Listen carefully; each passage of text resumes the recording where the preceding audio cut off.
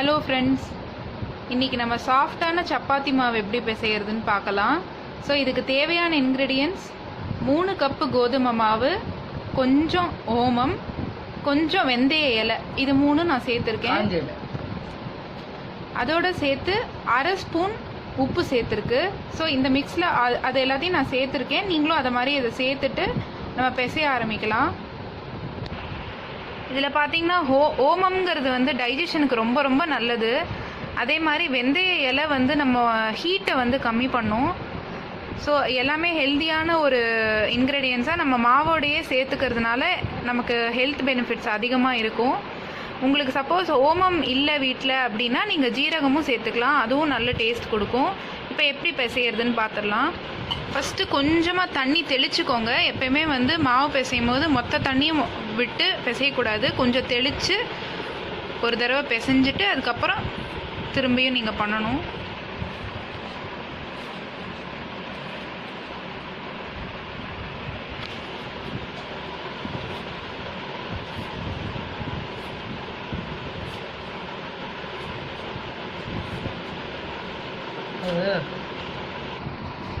நான் கொஞ்சம் கொஞ்சமாக தண்ணி தெளித்து கொஞ்சம் பிசைஞ்சிருக்கேன். நல்லா 5 to 10 minutes நல்லா பிசைஞ்சாச்சு.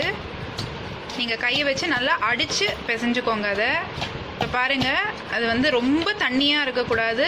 நல்ல ஒரு சாலிடாக சப்பாத்தி மாவு கன்சிஸ்டன்சிக்கு கரெக்டாக வந்துடுச்சு.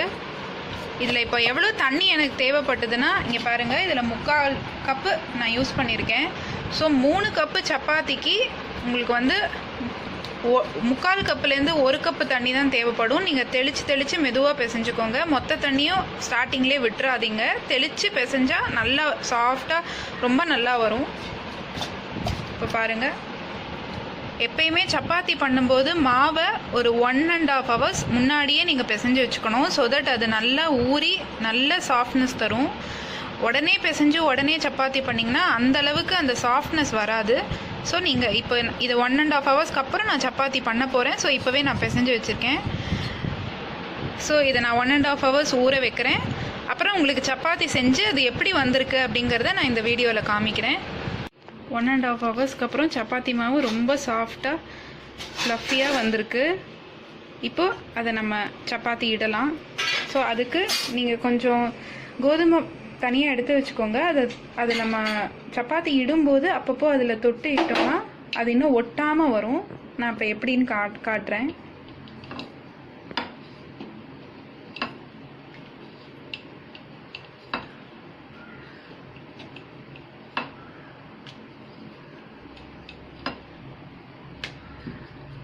அழகாக ரவுண்டாக வரும், சாஃப்டாகவும் இருக்குது.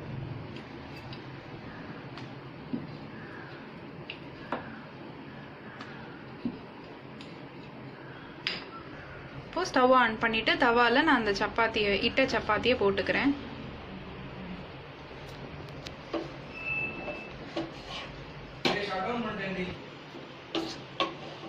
ஸோ நீங்கள் சப்பாத்தி இடும்போது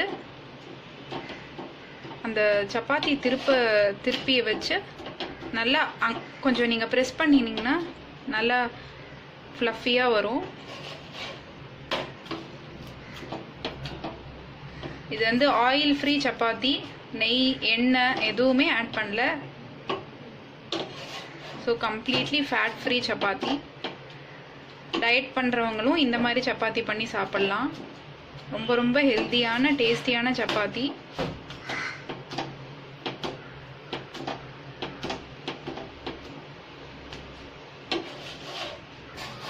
ஸோ ரொம்ப ரொம்ப ஹெல்த்தியான சப்பாத்தி ரெடி. ஸோ ரொம்பவே சாஃப்டான சப்பாத்தி ரெடி. நான் சைட் டிஷ்க்கு க்ரீன் பீஸ் மசாலா வச்சுருக்கேன். ஸோ அது எப்படி பண்ணுறதுன்னு செப்பரேட்டாக ஒரு வீடியோ இருக்குது. நீங்கள் அதுவும் போய் செக் பண்ணி பாருங்கள். வீட்டில் ட்ரை பண்ணி பார்த்துட்டு எப்படி வந்ததுன்னு ஷேர் பண்ணுங்கள். சேனலுக்கு மறக்காமல் சப்ஸ்கிரைப் பண்ணுங்கள். தேங்க்யூ.